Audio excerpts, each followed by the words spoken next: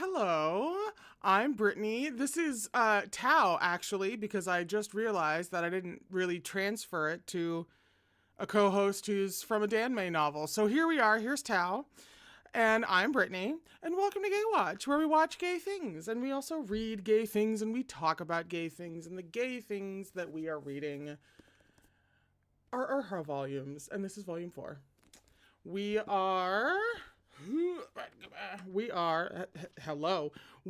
on page 151 for chapter 133, which is called Shizun Has the Purest Mind, which says he is about to not absorb what is actually happening in front of him at all in the slightest. He's too pure for this world. You have, this is your second and kind of last chance to submit your name if you would like to win a copy of Volume 3 of Erha.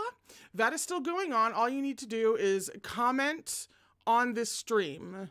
And if you have already commented on the previous stream, you don't need to submit yourself again. But just in case somebody's tuning in who did not know about this, I'm giving away Volume 3 of Erha, and you can enter by commenting below and saying you would like a chance to win. You have until noon on Thursday in order to submit your name, because that is when I will be making the list to get randomized and choosing the first name that comes up. So you have until noon on Thursday. And just for anybody in the future, if you see that the next stream has already happened, then we have already given away Volume 3. And you are indeed just a little too late. I hope to do more giveaways in the future somehow.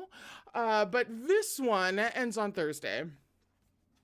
So, we read for a couple of hours. We usually take a break around halfway through. We're aiming for around 40 to 45 pages per stream. Please no spoilers in the chat. There are a lot of first-time readers here, including me. I've never read this.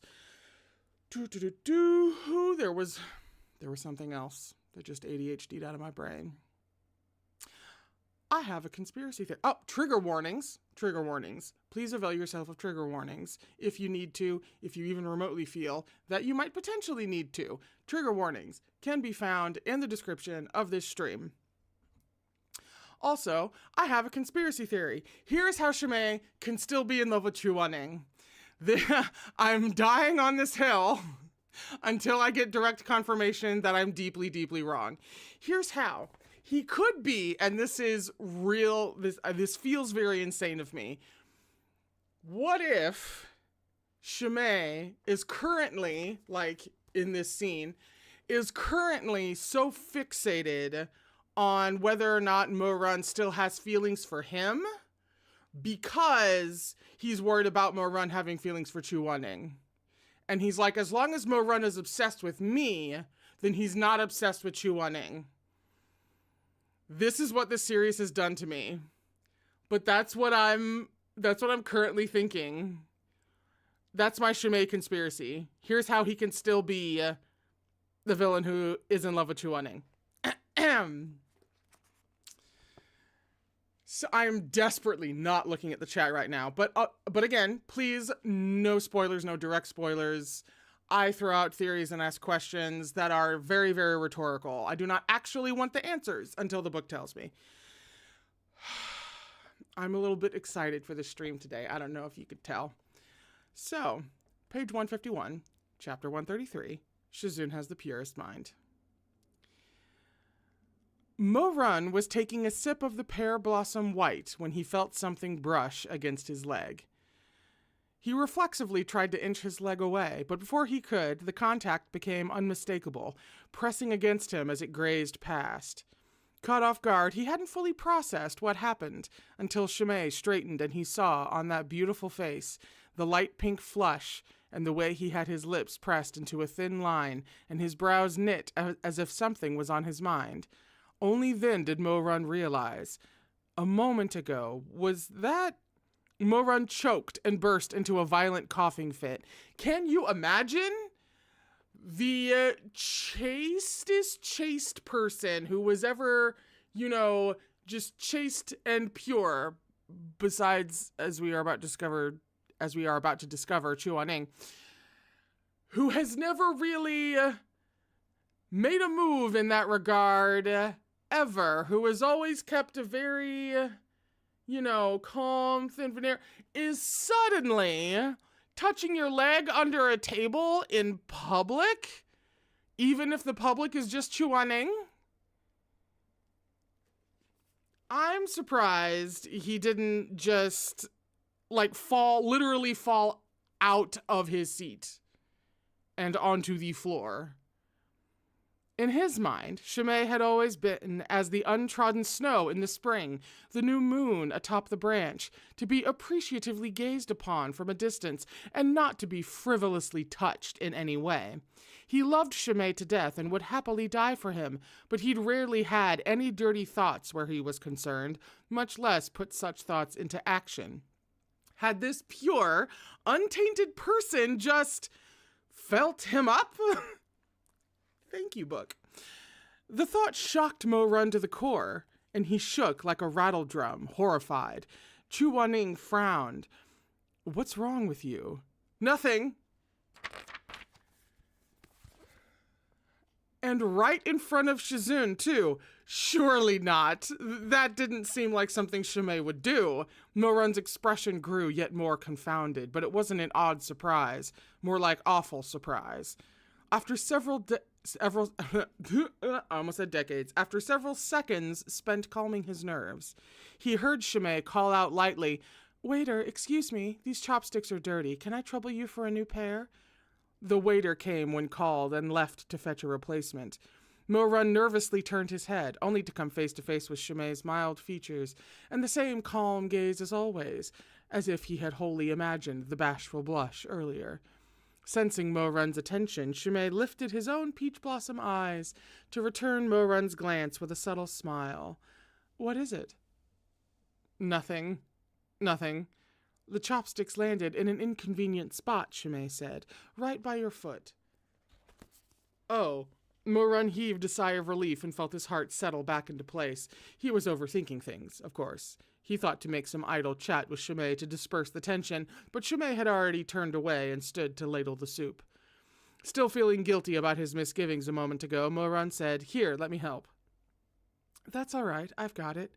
Shimei pulled back his sleeve as he spoke and calmly ladled out the 3 delicacies soup for himself. Mo Run had placed the soup where it was, close to Chu Waning and far from Shimei. It seemed reasonable why they were all seated, but now that Shimei was standing to reach it, it became immediately clear how far the dish was from him. He had to stretch his arm across the entire width of the table. 1 ladleful, 2 ladlefuls, slow and measured. Mo Run watched in silence. Shimei said nothing when he met Mo Run's uneasy gaze, only smiling slightly as he continued ladling. Feeling a bit awkward, Mo Run waited for Shimei to finish, then asked Chu Waning if he wanted the soup. Chu Waning declined, so he pushed it to the middle of the table, neither too close nor too far from anyone. Here were his esteemed teacher and his favorite person. There shouldn't have been any preference in the first place. Partway through the meal, Shimei suddenly said, "Aran, you've really grown so much. You're no longer that disciple who used to make Shizun angry all the time. So since we're all here today, there's something I want to tell you, and an apology I want to make to Shizun." Seeing how serious Shimei looked, Mo Run gave him his full attention. "What is it?" "Do you remember the first time I brought you wontons?" Shimei said. "That bowl of wontons wasn't made by me. I never was any good at making those. It was..." Mo Run smiled. "Oh, that? And here I was worried it was something serious. I figured that out a long time ago." "Ah, did you?" Shimei's pretty eyes opened wide in surprise. He turned to look at Chu Waning, who was minding his own business, drinking his wine. "Did Shizun tell you?" "Nope, saw it for myself right before going to the underworld." You know, like you do. Mo Run was about to elaborate when Chu Waning set down his cup, cleared his throat, and shot him a cool, stern glance. Mo Run knew how thin-skinned he was. He didn't want others to know about his soft underbelly. So he said, "Anyway, I found out about the whole thing 5 years ago. It's kind of a long story, so I won't get into it." What? I'll just keep reading. Shimei nodded. "That's just as well." He turned to Chu Waning. Shizun, back then, when you didn't want to take the wontons to Aran yourself and had me do it instead, I didn't think much of it. But as I watched the misunderstanding between you two deepen over time, I felt terrible. I wanted to find an opportunity to clear it up with Aran, but every time I tried, I couldn't find the words. To be honest, I was being selfish. Aside from the young master, Aran is my only close friend at Xisheng Peak. I was afraid that he'd be unhappy if he found out, so...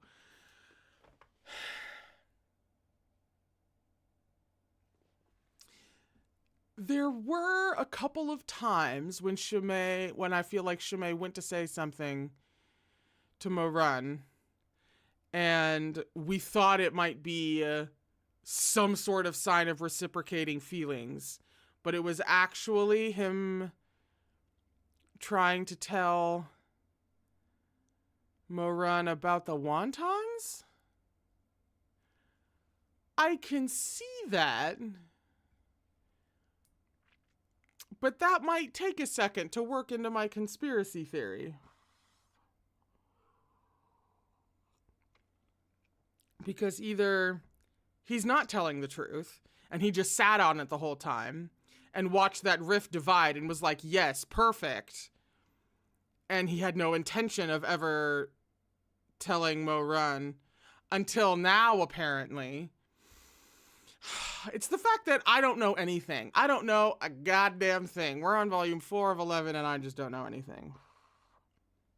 Yeah, why now, Liv? Why now?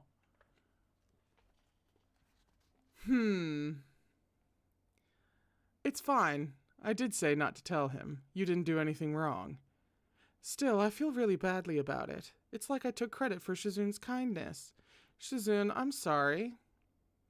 I realize this is unfair because I'm reading Shimei's lines as suspiciously as possible. But I'm not letting it go. I'm simply not. Shimei dropped his gaze to the table. A moment later, he added, Aran, I'm sorry to you as well. Morun had never blamed Shimei for this. Even if his initial fondness for him had blossomed due to that mix-up, Shimei had been genuinely good to him in all the time afterward. Not to mention that Shimei had only been doing as Chuan-Ning asked. It wasn't as if he was intentionally trying to steal credit. He said hastily, No, don't worry about it. It's all in the past anyway. Morun stared at Shimei under the candlelight. He'd never seen this face in his past life. Oh, that's true, 'cause he was dead. Oh. Shimei had died early. His life cut short, wilted before it could bloom, becoming the great sorrow of his lifetime. He hadn't been given the chance to discover that, so this is what Shimei would have looked like if he'd lived to be 24. Tall and slender, with a face as fair as jade, and a pair of warm peach blossom eyes that were clear and glistening. He appeared so gentle that even his anger would probably be soft and mellow. Morun's tightly clenched heart relaxed by degrees, and he secretly sighed in relief. He suddenly felt very giddy, his heart warm and settled. Compared to Shimei at 19, this 24-year-old felt a little like a stranger. They were no longer so intimate as they used to be. Maybe this unfamiliarity was the reason a thought as ridiculous as Shimei feeling up his leg even crossed his mind, but Morun was sure that he'd get used to it in time. And as for the matter of romantic sentiment, he didn't want to force it. Whatever happened would happen. Oh my God, a little growth? For 5 years, he had wandered, barely leaving a trail, yet he'd still had a couple of close calls. Whether or not the fake Go Chen had a hand in any of those incidents, he didn't know, but it was a fact that the person behind the events at Butterfly Town and elsewhere had neither revealed themselves nor been caught. Morun was sure there would be trouble down the line, and he knew better than to let his guard down. He was going to keep the 2 people beside him safe and sound, even at the cost of his life. Thus, Morun set his heart at ease for the moment. Little did he know that this inner demon never did rest, but turned to harass another as soon as it had released its grasp on him. Perhaps because of how much he'd eaten at dinner, Chuan-Ning grew sleepy soon after he returned to Xisheng Peak. He had originally planned to work through the night finishing the blueprint for a new mechanism he was designing, but he'd only made it halfway through before the yawns hit. Try as he might, eventually he could go on no longer and fell into bed, blinking sleepily. He passed out without even changing his clothes. His sleep was murky, filled with absurd dreams. First about that size ranking of the cultivation world's young heroes, then about that firm, toned body he'd seen in Melodic Springs. In the dim light of the candle, Chu Wanning's brows twitched into a frown, as if trying to free himself from this shameless dream, only to inadvertently sink deeper in.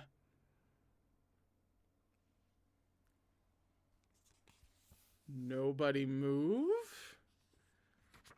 Also, I'm literally going to delay what we all want to know for a second, just to be a writer for just a moment. That was actually a really nice way to shift perspective from one to another. Usually it feels really head hoppy with a whole scene being from someone's point of view, and then all of a sudden we're in someone else's point of view in the same scene, and that's what head hopping is. This I wouldn't even put down as head hopping, because she took a second to like fully transition, even though it's all part of the same scene and we didn't get a scene break. She took a paragraph or two to actually transition into Chu Wanning's perspective. This is a really good example of how to do that shift and have it all flow together without a scene break or a chapter break or anything like that. It's a very smooth transition. Thank you. Okay, I'm shutting up now. What the hell is on the next page? And then he had that dream again, the one from before. A Sishung peak that looked nothing like the one he knew, a loyalty hall that was and yet wasn't.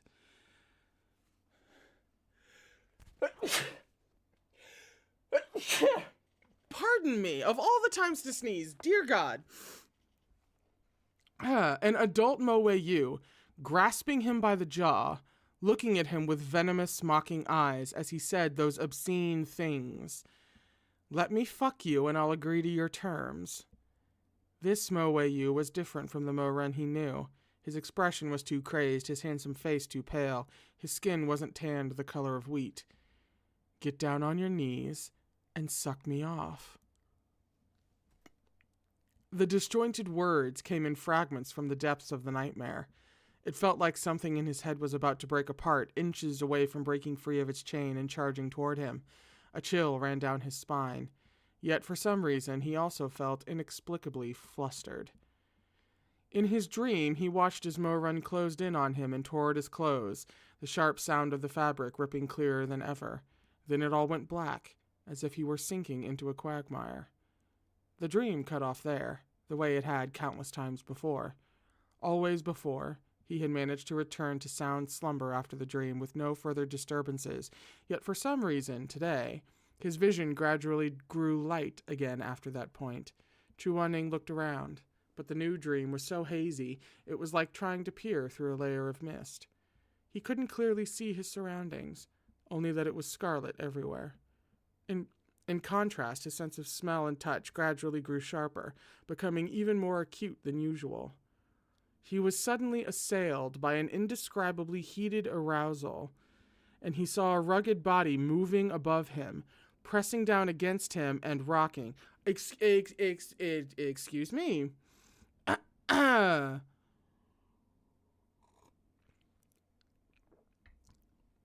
Nobody move. Nobody move. Nobody move. Everybody shut up. Nobody move. Startled, Chu Wanning instinctively tried to struggle free, but it was as if his body didn't belong to him at all, but to the him of this dream. He could feel himself trembling, and he could hear the man's rough breathing, the hot puffs of air against his ear, lips that brushed his earlobe over and over, yet neither kissed it nor took it in to suck. Chu Wanning turned his head. He was lying on a large, soft bed that creaked and swayed with their movements, and he could smell the musk of the beast pelt spread across the sheets. In the vague fuzziness of the dream, he tried to grasp the bed cover with a questing hand, but didn't have the strength to move. The man atop him was vicious, holding nothing back, as though he intended to tear him apart. He heard a moan ripped from his own throat, hoarse and strangled. He shook his head desperately, trying to writhe away, but that man was too strong. So strong, Chu Wanning felt as if the man could crush him in his hand. He felt numbness spread across his scalp as his entire body shook uncontrollably. Perhaps the dream had been too realistic and too draining. Chu Wanning slept until the sun was high the next day, then spent a long while lying in bed staring into nothingness. When he turned his head, he seemed to still smell the scent of the beast pelt from that dream, musky and sweet. Then he blinked, and he was back in his black sandalwood bed in the Red Lotus Pavilion, and everything was perfectly fine, with nothing out of the ordinary, except... Chu Wanning froze, then slowly looked down in mute disbelief.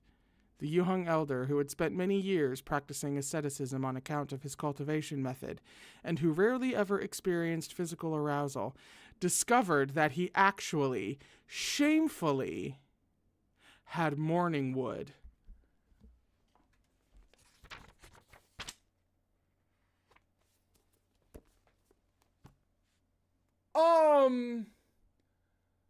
What?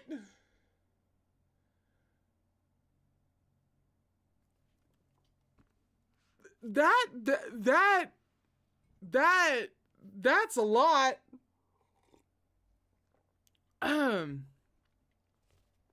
That's a lot. A lot just happened.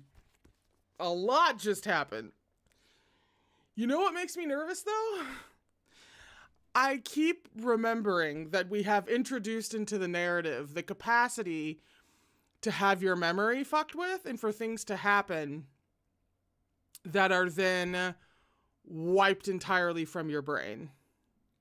And that makes me nervous because, again, wild ass theory. Say this is not Shimei related actually. Say in another theory, if it is, for example, if the fake Go-Chen, the one who has the other one who has been reborn or what have you, if it winds up being like OG Moeyu has, somehow what have you and is here and he's the one who's doing all this, right?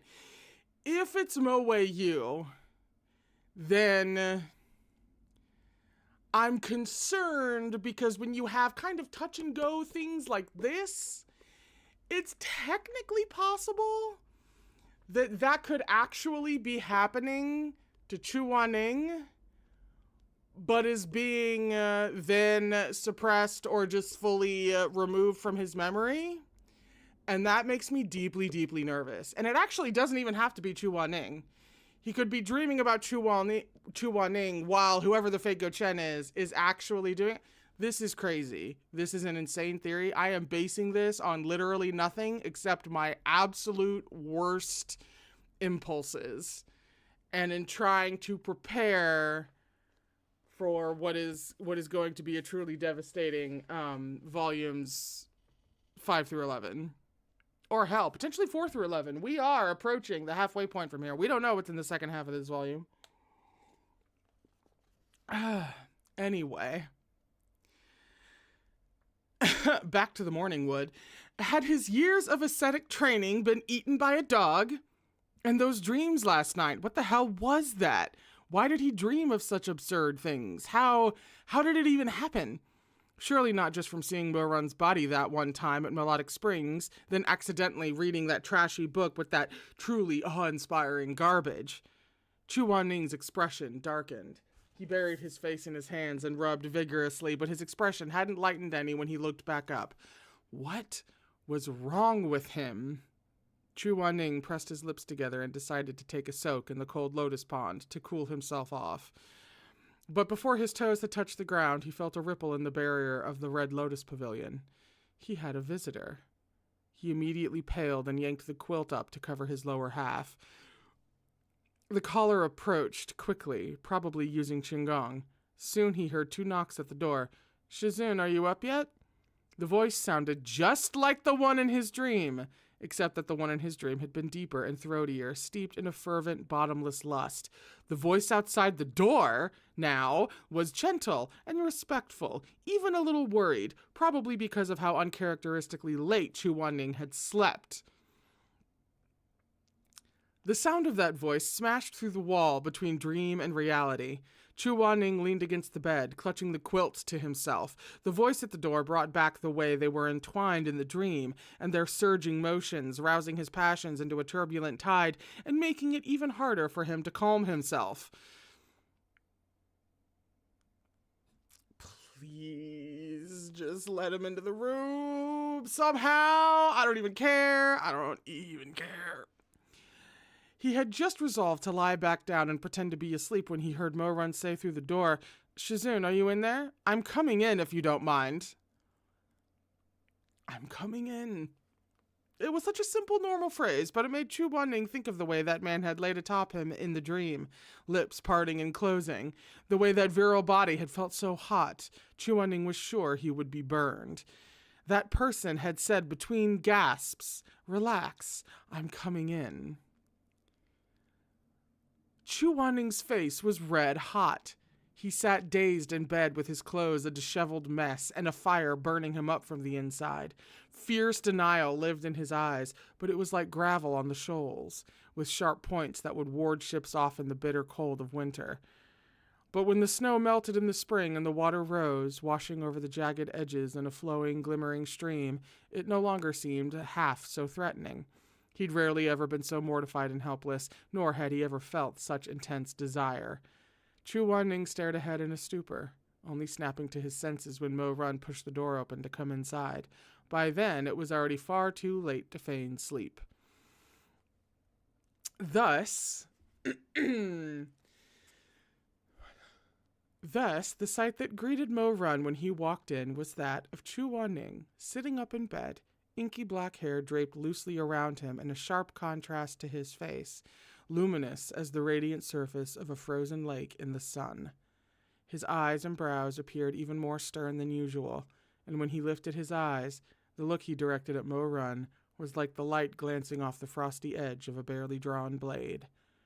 But, too, there was a touch of red at the corners, so that the light was tinged with allure. Its ferocity was woven through with chagrin, as if he'd just suffered at someone's hands and had endured unspeakable deeds. His eyes were filled with indignation and a glassy hint of wetness. Mo-Run's breathing slowed as he stared wordlessly at Chu Wanning, this man who was like a tender bud growing out of a thorny thicket. He felt as if a heavy rock had been dropped into his chest, sending waves splashing high.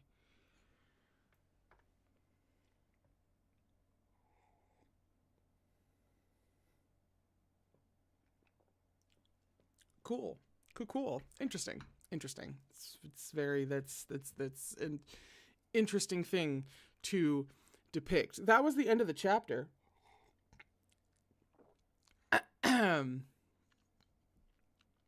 Yeah, we're on page 161 for chapter 134, which is called Shizune Sure Can Eat. I'm really getting so done with her.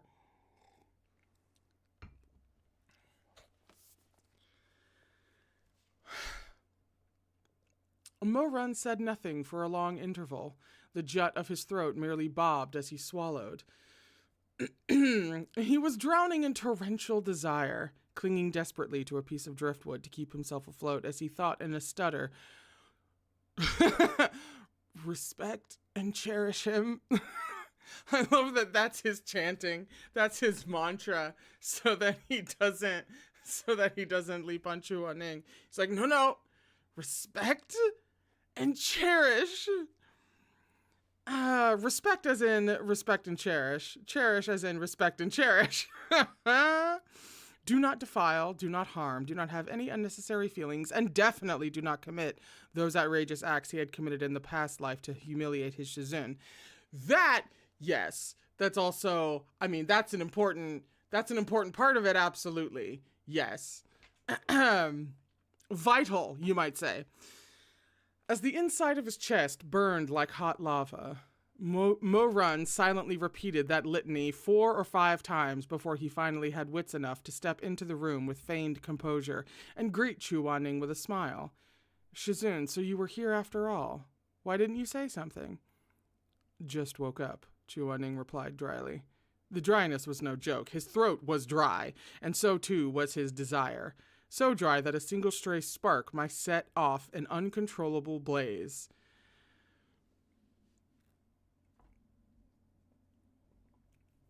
Mo-Run was holding a heavy 5-layered bamboo food box. He thought about putting it on the table, but it was covered in a mess of files, drills, joinery, nails, and all manner of blueprints. There was no other option but to carry the box to Chu Wanning's bed. Chu Wanning's morning grumpiness seemed even worse today than usual. He was visibly agitated as he glanced at Mo-Run and snapped, "What do you want?" Shizun woke up pretty late. There's not much food left at Mungpo Hall now. I had nothing else to do, so I made breakfast to share with Shizun. He opened the box as he spoke and began to unpack it. The topmost level held a plate of sautéed mushrooms. The next a plate of tender stir-fried... Oh. Celtus? Celtus? It's kind of giving me lettuce vibes, but not really. So hopefully that's right. It might actually be... I don't know. You know what? I'm going to look that up because on one hand, it could be a wild typo. With water chestnuts, then silk thread rolls and honey glazed sweet lotus root. And on the very bottom were 2 bowls of rice, each grain plump and translucent, as well as a bowl of bamboo shoot and ham soup. 2 bowls of rice. Chu Wanning was a little speechless. Did Mo-Run really think he was that much of a glutton? He's gonna eat it with you, man. The table is a little messy. Does Shizun want to eat in bed, or should I tidy the table and move the food over? Of course, Chu Wanning didn't like eating in bed, but the quilt was the only thing hiding his yet-to-subside arousal from view. He wavered between decorum and dignity, then firmly chose the latter. There are too many things on the table. It'll take too long to tidy up. I'll eat here. Mo-Run nodded with a smile. Okay. It must be said that Mo-Run was quite a skilled cook. He'd been good 5 years ago. Now he was easily better than most ordinary chefs. What's more, Mo-Run also somehow knew Chu Wanning's tastes incredibly well. He knew that Chu Wanning didn't really like congee in the morning, made sure to pick straw mushrooms for the mushroom dish, stuffed the silk thread rolls with sweet potato rather than bean paste, used only the tenderest tips of the bamboo shoots, and chose a cut of ham with a generous amount of fat, red and white streaked like dusky clouds across the horizon. Mo-Run had never asked him what he liked to eat, yet he had made everything just right, as if they'd already lived together for many years. Chu Wanning was delighted with the meal. Though he maintained his cool expression, his chopsticks never stopped shoveling for even a moment. Does he think me such a glutton? When he finished the last sip of soup and looked up, he saw Mo-Run sitting at the edge of the bed with one foot propped on a chair nearby, cheek in hand as he watched him with a faint smile. What is it? Chu Wanning instinctively took out a handkerchief to wipe his mouth. Is there something on my face? No, Mo-Run said. I'm just happy to see Shizun like the food. A little perturbed, Chu Wanning said in mild tones, It was good, but there was much too rice. 1 bowl will do next time. Mo-Run seemed like he was about to say something, but in the end he decided to let it lie. He grinned at him instead, revealing a row of neat pearly teeth. Got it. What a dummy this man was. So careful and meticulous about serious things, but absolutely oblivious when it came to the day-to-day. He had completely failed to notice that there were 2 pairs of chopsticks at the bottom of the box. He'd eaten 2 servings of food all by himself, then turned around to tell him that there was too much, that he was a bit stuffed. The more Mo-Run thought about it, the funnier it became, until he put a hand to his brow and let his lashes droop as they quivered with laughter. What's so funny? Nothing. Mo-Run didn't want to embarrass him. His Shizun valued his pride above all else, after all, so he quickly changed the subject. Shizun, I just remembered something that I forgot to ask you about yesterday. What is it? On my way back, I heard the great Master Huaizui left the day before you came out of seclusion. Correct. So you didn't even see him after waking up, right? I did not. Mo-Run sighed. Then it's not a matter of Shizun being discourteous at all. I overheard some people on the outside saying that Shizun had no manners, even though great Master Huaizui had spent the last 5 years bringing Shizun back to life. He didn't even get a thanks for his trouble. But if the Great Master left first himself, it'd be totally unreasonable to expect Shizun to run over to Wubei Temple the instant he woke up, to kneel outside, shedding tears of gratitude or something. Those gossips are so annoying. Now that we've cleared that up, I'll have the uncle address it at tomorrow's morning assembly. No need, Chu Wanning interjected. Why not? Chu Wanning paused. The Great Master and I have long since burned our bridges, he said. I wouldn't have thanked him even if he were still here when I woke up. Mo Run was taken aback. How come? I know Shizun chose to leave the temple of your own volition and had already severed the master-disciple relationship with Great Master Huaizui, but he still came to your rescue in your time of need, and things between him and me are hard to explain, Chu Wanning cut in. Nor do I care to discuss it. If people want to call me a cold-blooded ingrate with no conscience, then so be it. It's only the truth. How is that the truth? Mo Run fretted. You're clearly not that kind of person. Chu Wanning's head snapped up and his expression iced over, blood pumping like a dragon touched on its inverted scale. Mo Run, he said, what do you even know about me? Mo Run studied Chu Wanning's bright eyes, cold as frost. Here was a man who never let his guard down, who always kept his distance. For a moment, he wanted nothing more than to disregard all consequences and say, I know a lot of things about you. I understand, and even if there are some things in your past I don't know about, I'm willing to listen, to share the burden with you. Don't just keep everything to yourself, locked away behind those walls. Aren't you tired? Isn't it difficult?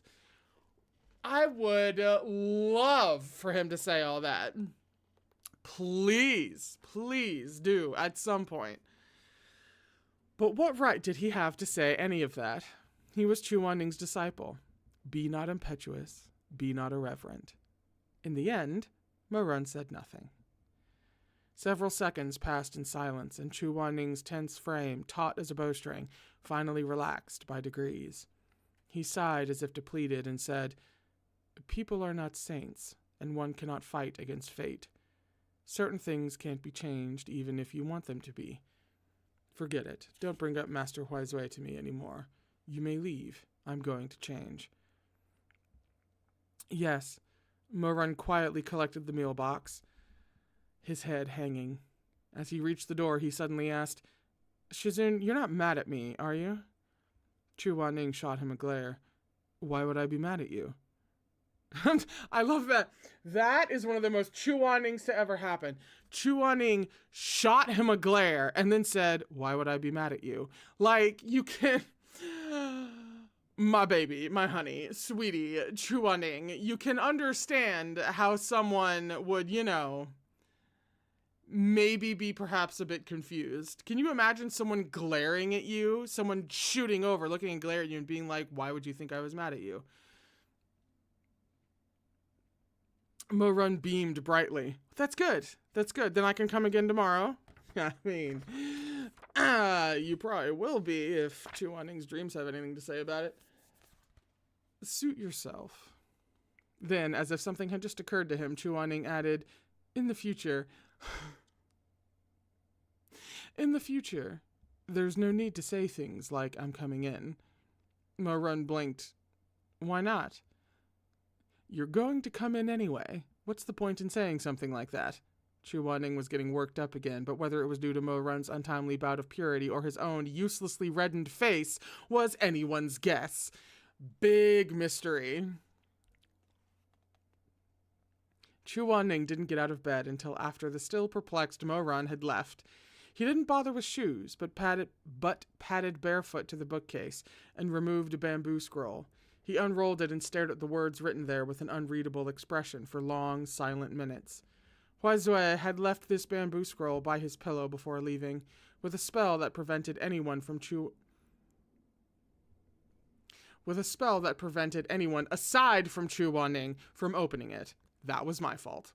The writing on the front was neat and straight and read, Confidential, for Chu Gongzhe only. His own teacher calling him Chu Gongzhe. Ridiculous. The letter was neither long nor short. It listed some things Chu Wanning should be mindful of after waking up, but before going to great length entreating him to do one thing.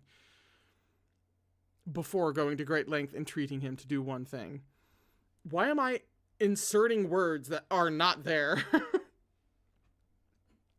Great Master Huizui asked Chu Wanning to meet him at Dragonblood Mountain near Wubei Temple when he had recovered.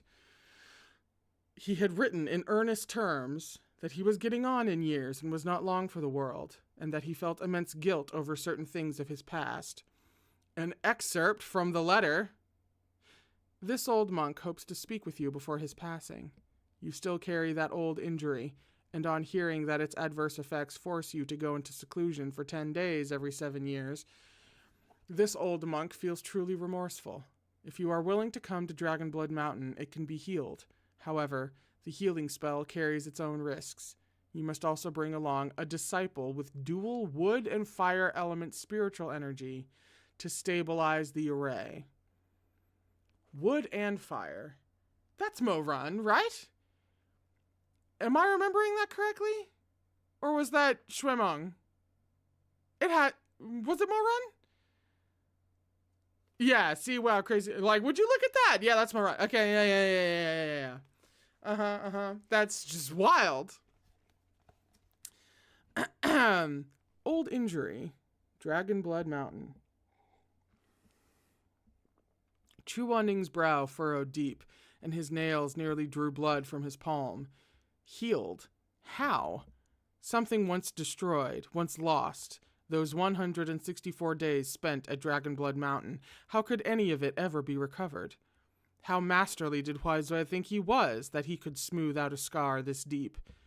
His eyes snapped open as golden light crackled in his palm.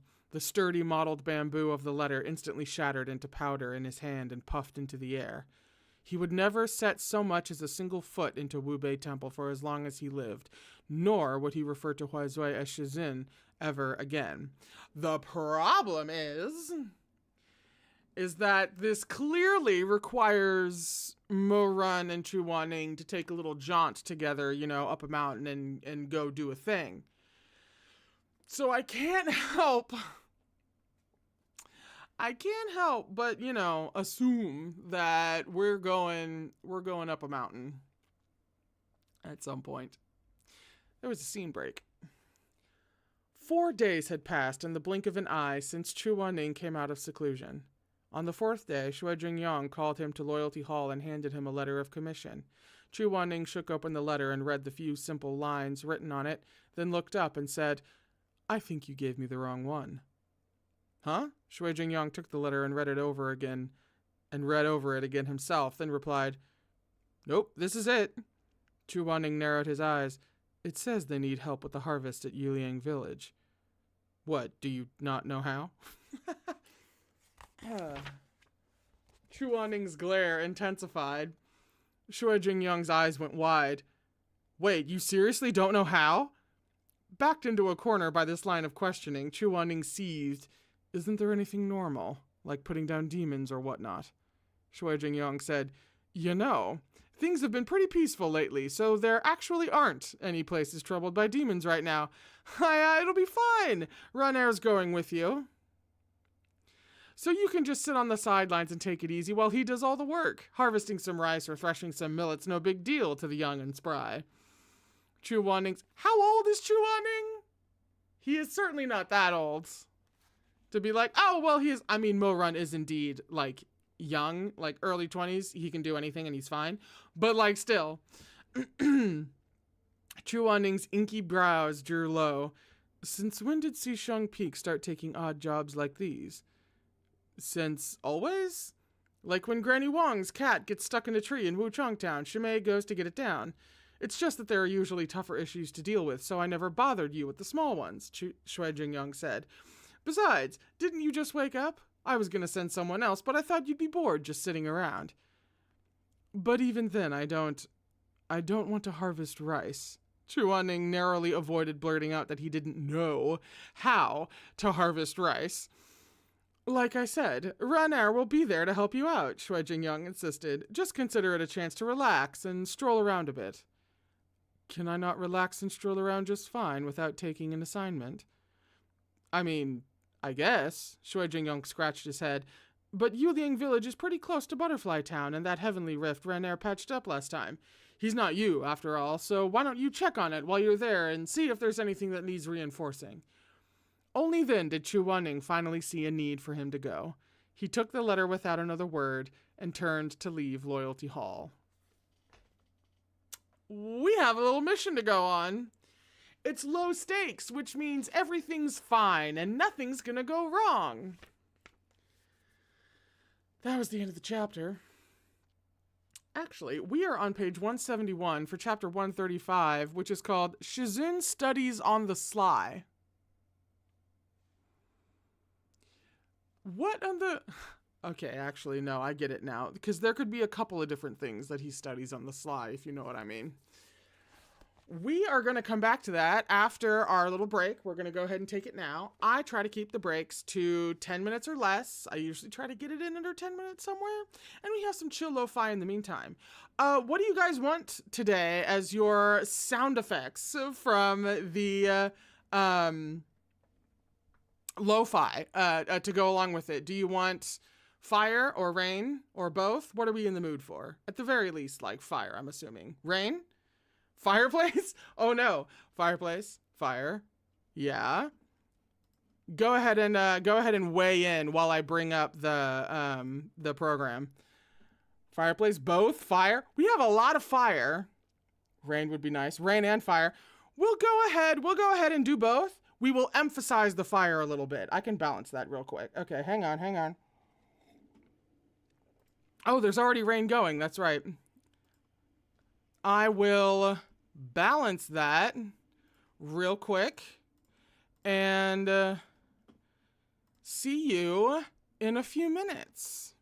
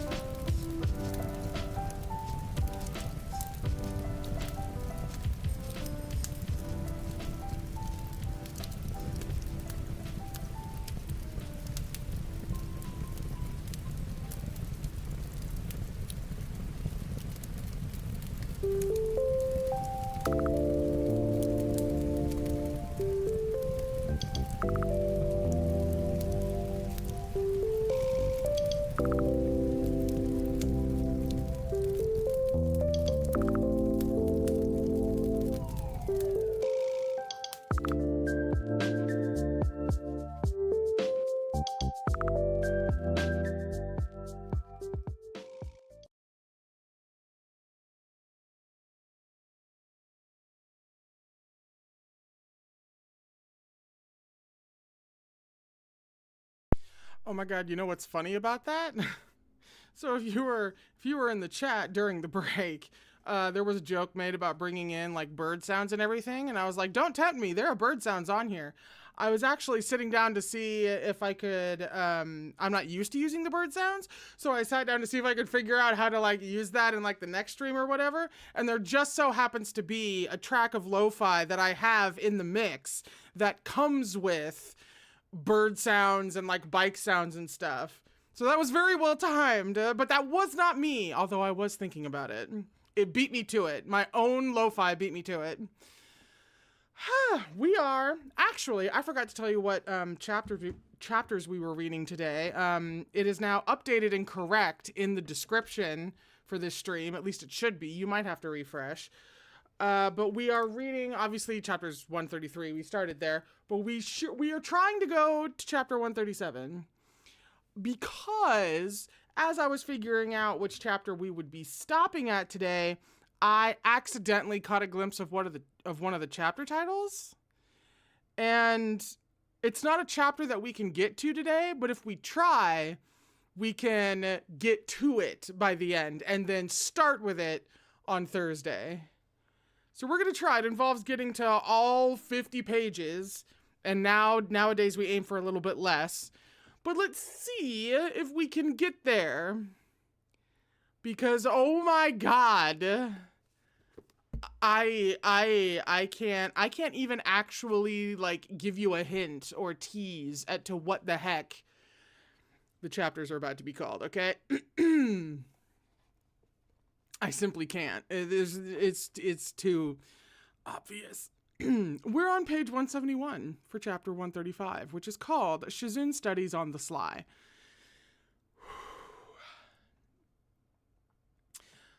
Yuliang village was tiny. Many of its villagers were getting on in years, and there were very few young people, so during harvest time they would commonly ask the cultivators from Xisheng Peak for help. Any other sect would have completely ignored requests like these that had nothing to do with cultivation. But Shui Jingyang and his older brother had started Xisheng Peak from scratch and had endured their share of hardships in their youth. Rumor had it that, growing up, most of their meals had been taken at the tables of generous neighbors. Thus, Shui Jingyang didn't have it in him to refuse such humble requests from the old tenant farmers, and diligently attended to them, sending disciples to help every time. That's wholesome as shit. The village was far enough from Xisheng Peak that walking was inconvenient, but close enough that taking a carriage would be unnecessarily ostentatious. Thus, Shui Jingyang had 2 fine horses prepared for Mo Run and Chu Wanning. It was late autumn, and the foliage had revealed its fall colors. When Chu Wanning came down the stairs to the main gate, he was greeted by the sight of Mo Run standing beneath a tall maple tree, its scarlet frost-adorned leaves rustling in the wind, like the sheen on fine brocade or the splashing of red carp. Excuse me. Rewind. Go back. When Chu Wanning came down the stairs to the main gate, he was greeted by the sight of Mo Run standing beneath a tall maple tree, its scarlet frost-adorned leaves rustling in the wind like the sheen on fine brocade or the splashing of red carp. Are you kidding me with that description? You must be joking. Say psych right now, to resurrect an old meme. Mo Run held the reins of a black horse, while a white horse nuzzled his cheek. Of course. He was in the middle of teasing them with a tuft of alfalfa flowers when he heard the sound of footsteps approaching. Fragments of red fluttered down as he turned to look over his shoulder, brightly beaming between the dancing leaves. Shizun. It's the most romantic-ass shit I ever heard in my life. Chu Wanning's footsteps slowed, then came to a stop on the last few steps. Sunlight filtered through the luxuriant canopy to fall on the moss-covered stone. He stared at the man standing there, not so far away.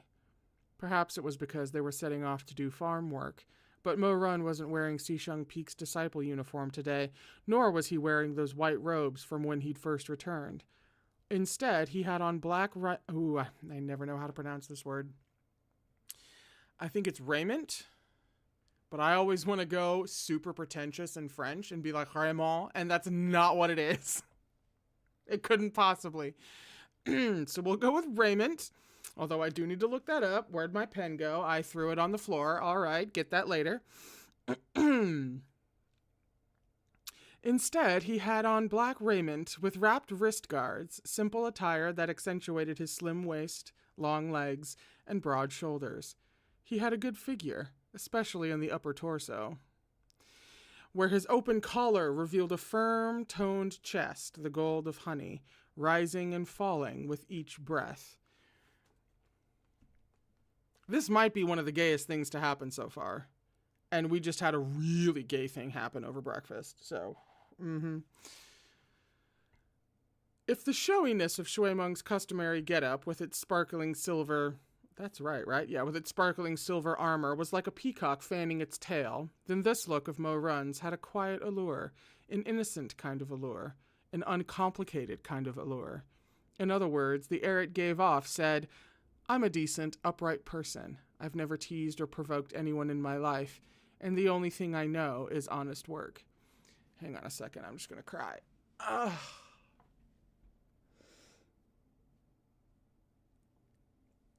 Why does she clock you with these details on the fly? Like, what is that?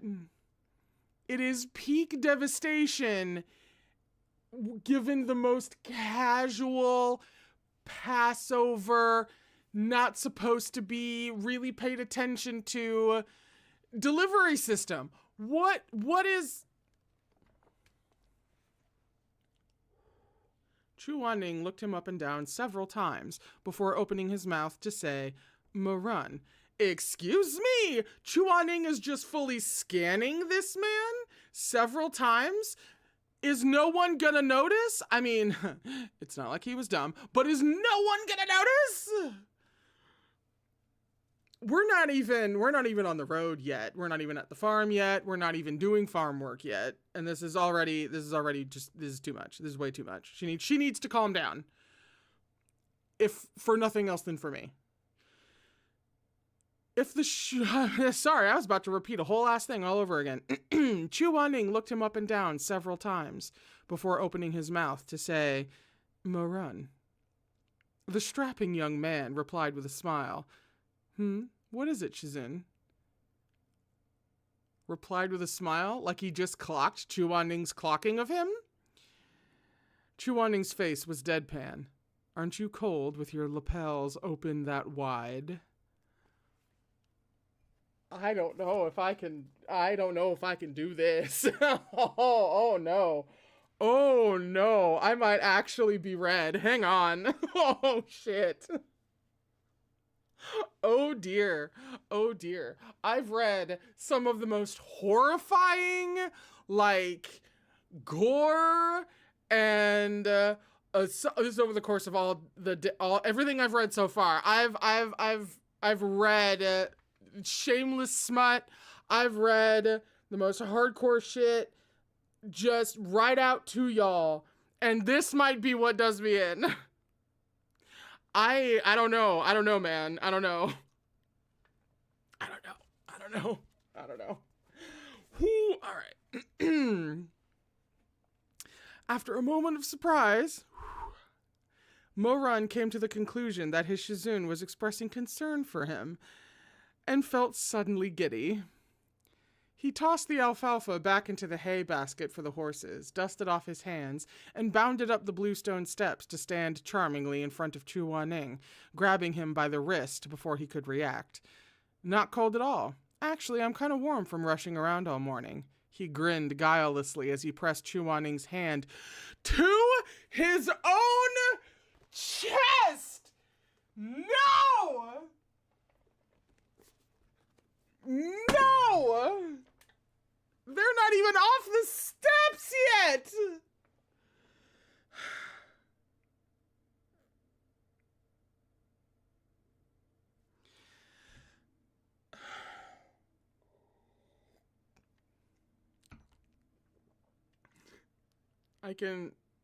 Thank God for makeup. I can literally feel myself beat fucking red.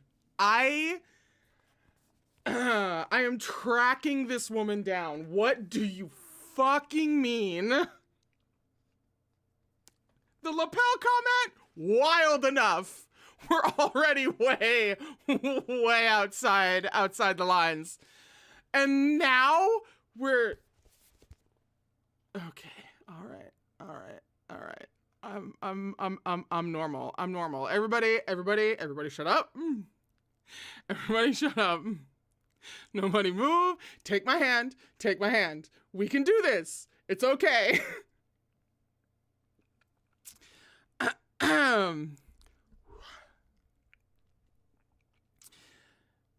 See, Shizun? The first fucking sentence, I swear to God, the first fucking sentence. I'm going to hurt this woman.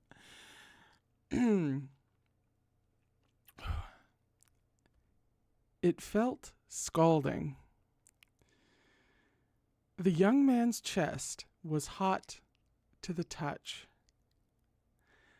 Combined with that strong heartbeat and those star-bright eyes, Chu Wanning could feel his entire back going numb.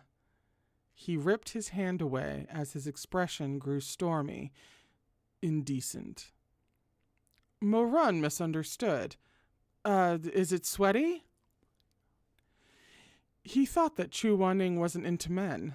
After all, their entanglement in his past life had been brought about by coercion on his part, so he didn't think Chu Wanning had any interest in him, and, remembering Chu Wanning's love of cleanliness and dislike of touching people, chalked his Shizun's annoyance up to his sweatiness.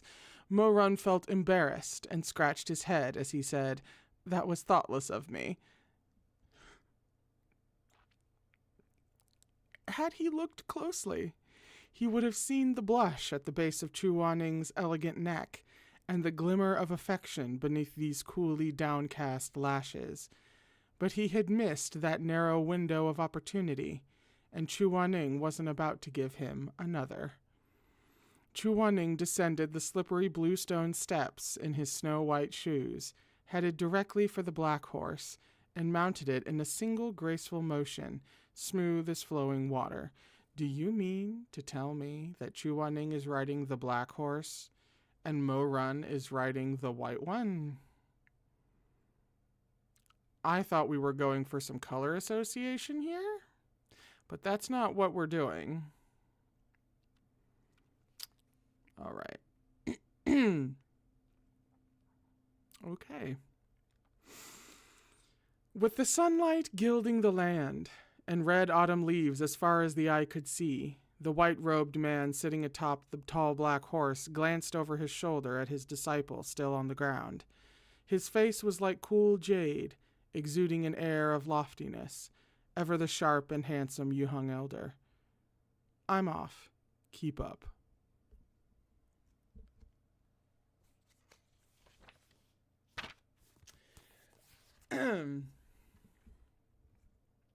With that, those long legs tightened around the horse, spurring it into a gallop. She knows what she's doing.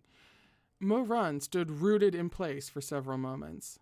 He picked up the bamboo basket, still half filled with the alfalfa flowers he'd been feeding the horses, and tied it to the white horse's saddle before leading up himself, caught between laughter and tears.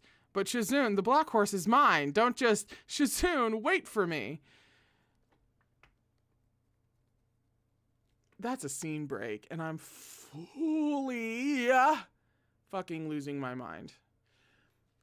I have one request. I'm sure it exists somewhere, but I now officially have like not a beef, not a thing. I am low-key shocked, considering the art we've gotten so far, that we don't have art of that moment. How do we not have art of the chest touch on the steps in all its glory? I'm sure art exists, and you can send it to me anytime you like. I am on Patreon, I am here, I am on Tumblr. Anytime you want to send me that. I'm interested. But I'm truly stunned that we don't have that in official art. That was a scene break. I don't know if we can get all the way to 50 pages, considering how hefty this is. On the backs of their swift horses, they arrived at Yuliang village within the hour. A few acres of rice paddies stretched along the border of the village, and the breeze rolled in waves through the fields of golden grain. Some 30-odd farmers toiled away in the paddies. Due to the shortage of helping hands, young and old alike were working the fields, backs bent low and trouser legs rolled up as they swung their sickles, beads of sweat dripping from their faces with the exertion. Without any delay, Mo-Run found the village chief, handed him the letter of commission from Shui Jing-Yang, then stepped into a pair of hemp shoes and made for the fields. Mo-Run had both strength and stamina aplenty, and was a cultivator to boot.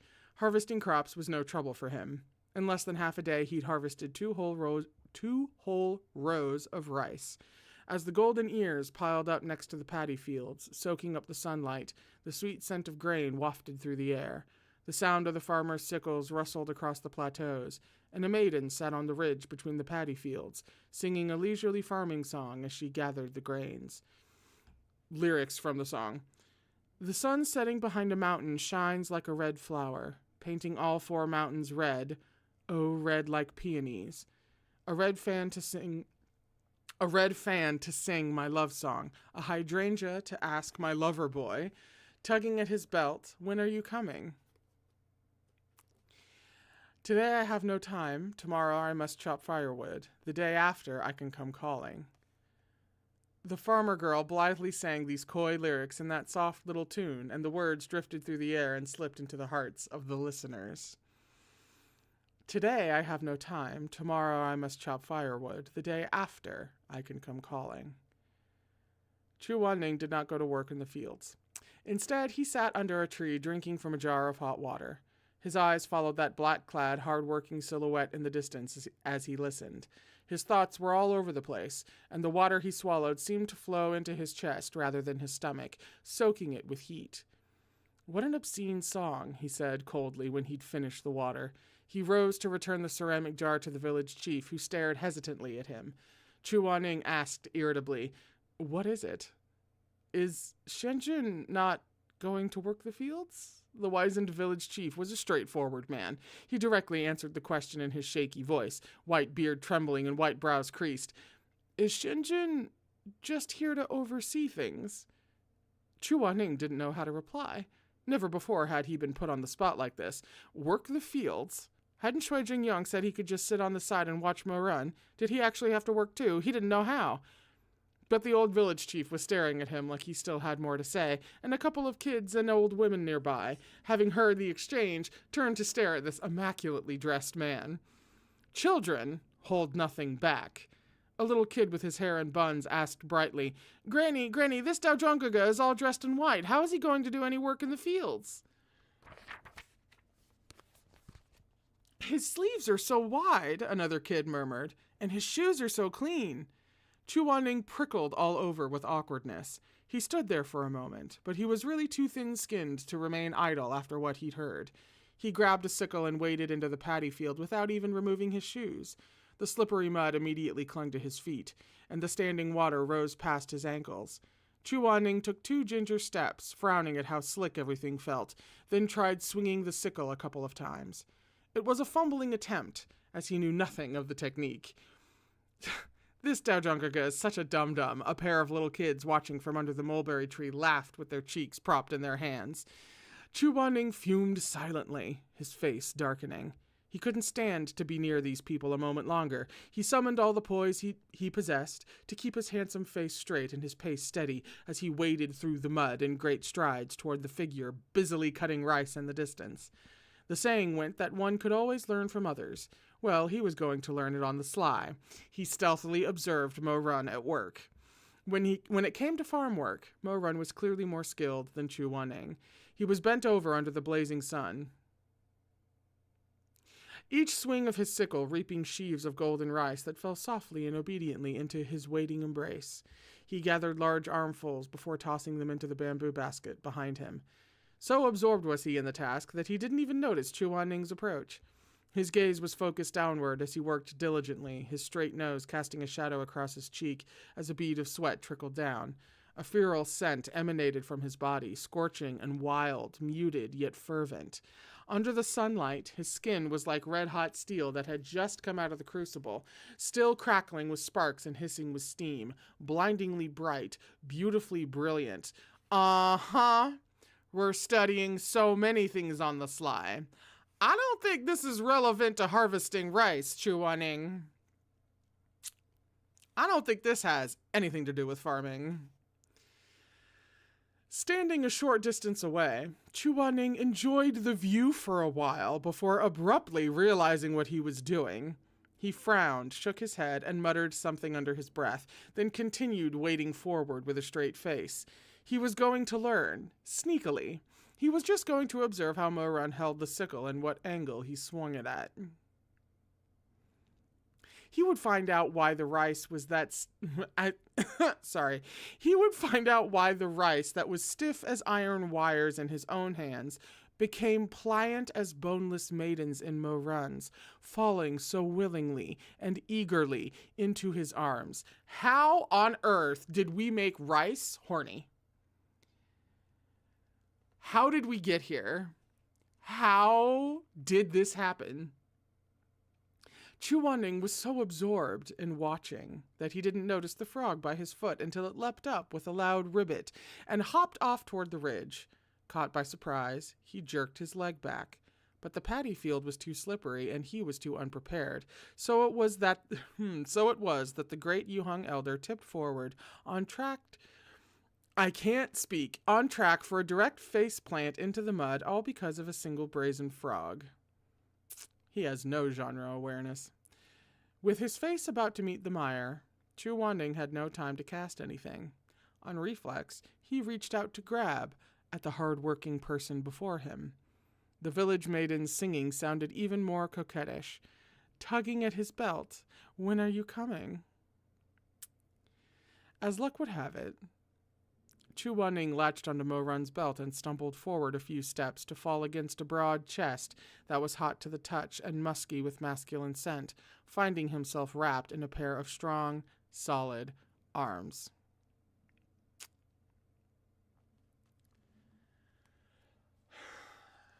That might be a slip and fall that I don't entirely hate. That was the end of the chapter. We're on page 179 for chapter 136, which is called Shizun Relax.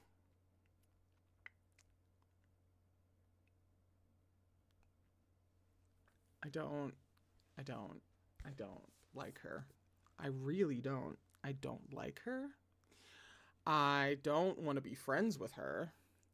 I don't want any of that. What do you mean I can look at the extra colored art now? Holy shit. Remind me when we're done. Turnips, which is still a great name. Remind me when we're done.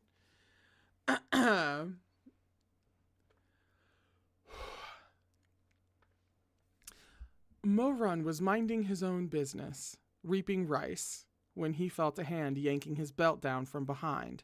That in itself was quite a shock. But it was an even bigger shock to turn around and find Chuaning, who was about to fall over. Mo-Run hurriedly threw the sickle aside to catch him, but Chuaning had already stumbled halfway to the ground, where a supporting hand would be of no use. He had no choice. He had to grab him with both arms, you understand. There was simply nothing that could be done. What are we gonna do? Let Shizun fall into the ground and get messy? No, clearly we must offer our broad, glistening chests to break the fall. No choice or options whatsoever. This simply must happen. Can't be avoided. It's such a shame. That person, dressed in floating white robes and smelling faintly of high tongue blossoms, landed solidly against his chest, and Mo-Run reflexively closed his arms around him in an embrace, scattering ears of rice all over the ground. Can you guys hear this bird outside of my window? Why is this the bird stream? Why? I can hear him perfectly fine. I don't know if it's coming through on the microphone, But, we're just attracting the woodland creatures today. Shizun, what are you doing here? He asked, still shaken. You scared me. Chu Wanning did not respond. The paddy field is slippery. Be careful. The man in his arms still didn't look up or say anything, smothered by so much awkwardness that he couldn't speak. Awkwardness and something else. The village maiden continued warbling mercilessly, tugging at Loverboy's belt. Hey, when are you coming? As if struck by lightning, Chu Wanning swiftly released Mo Run's belt and got back on his own feet. He took a breath, then shoved Mo Run away. Although his expression might have passed for calm, his eyes were frightfully bright, like rolling waves catching the sunlight, obviously flustered yet determinedly faking some composure. Mo Run suddenly noticed that Chu Wanning's earlobes were red. It was a pretty color, a light pinkness to the skin like tender peaches at the tips of branches. He thought abruptly of the way those earlobes had tasted as he sucked on them in the previous lifetime. Pay attention! The way Chu Wanning had trembled lightly every time, and the way that, despite his utmost unwillingness, that steel-boned body had gone soft and yielding in his arms. Mo Run swallowed, his gaze unconsciously growing deep and dark. But Chu Wanning was absolutely livid, though it was uncertain at whom, snarling between gritted teeth. What are you staring for? What's there to look at? If the bird is still here, I'm going to open the window. I think so. We'll see if you guys can hear. If this is going to be the bird stream, we're going to go all in. Maybe? Let's hope.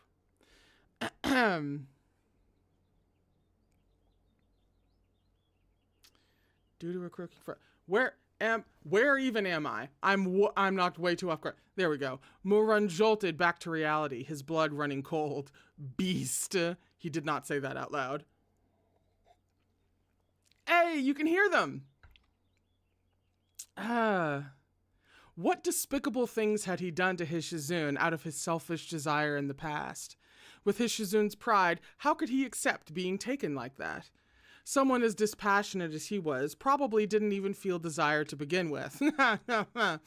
How dare he think about these deplorable things again? Mo Run mutely shook his head over and over again like a rattle drum. What are you shaking your head for? Chu Wanning snapped. Am I a joke to you? An actual line of dialogue. We actually got him to say, am I a joke to you? It's beautiful. Mo Run remained silent but immediately stilled. He secretly snuck a glance at Chu Wanning. The man was clearly embarrassed, but trying to mask it with anger as he always did. Those eyes of his were a tell now that Mo Run was looking closely. He was probably just embarrassed to have tripped in front of his own disciple, and due to a croaking frog at that. How cute. Mo Run couldn't help but chuckle at the thought. But the laughter only made Chu Wanning angrier, his brows sharp with fury as he flew into a rage. What are you laughing at? So what if I don't know how to do farm work? What's so funny about that? Nothing funny, no, Mo Run said soothingly as he tucked his smile away and adjusted his face into a serious expression. Yet he couldn't hide the smile in his eyes, bright and shining with amusement. Still, he held his laughter in. Just as it seemed that this matter was over, the frog from before puffed out its throat and let out 2 more self-righteous croaks, as if in a show of force. Mo Run's self-control slipped.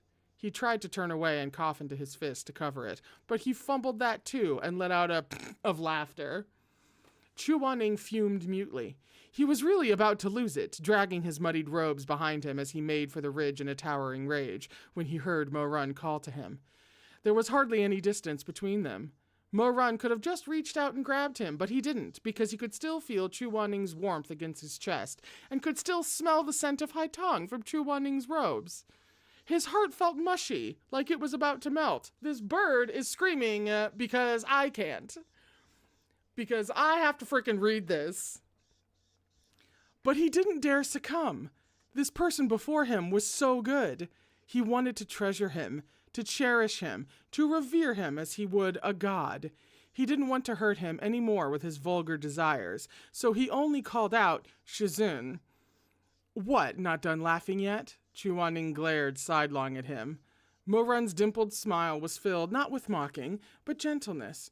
Do you want to learn? I'll teach you. It's actually quite simple, and Shizun is so smart, you'll definitely pick it right up. This is entirely too funny. As Mo-run started to teach him how to reap the rice, Chu Wan-ning couldn't help but wonder how things had turned out this way. He had come over with the intention of learning by covert observation, so how had he ended up in an official apprenticeship? What a mess. But Mo-run was teaching him so seriously and attentively, and didn't even laugh at his clumsy attempts. His brows were ink black and his features were sharper and more defined than when he was younger. It should have given him a handsome and arrogant air, but his gaze was gentle and patient, as if hiding a great many burdens that weighed on him, or perhaps hiding nothing at all, only conveying a depth of tenderness, the weight of the years. Just like this, it's all in the wrist, get it? A long pause, then, Chu Wan-ning tried swinging the sickle as instructed, but still couldn't quite master it. He was used to carving up stiff blocks of wood in his work, but these soft stalks of grain were somehow harder to handle.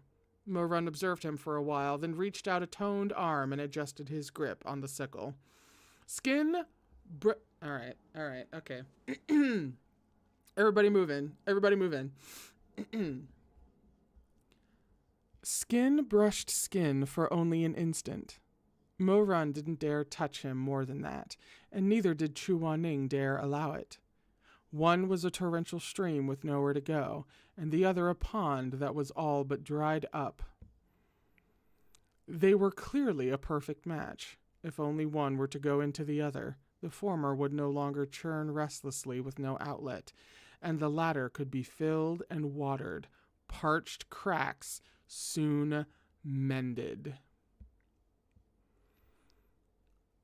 But neither of them would do it, each hiding from the other. Ma'am, excuse the shit out of you. Absolutely not. No.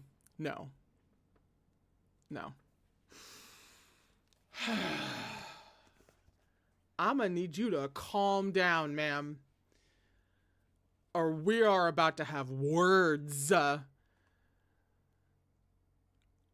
Mo-run explained from behind him.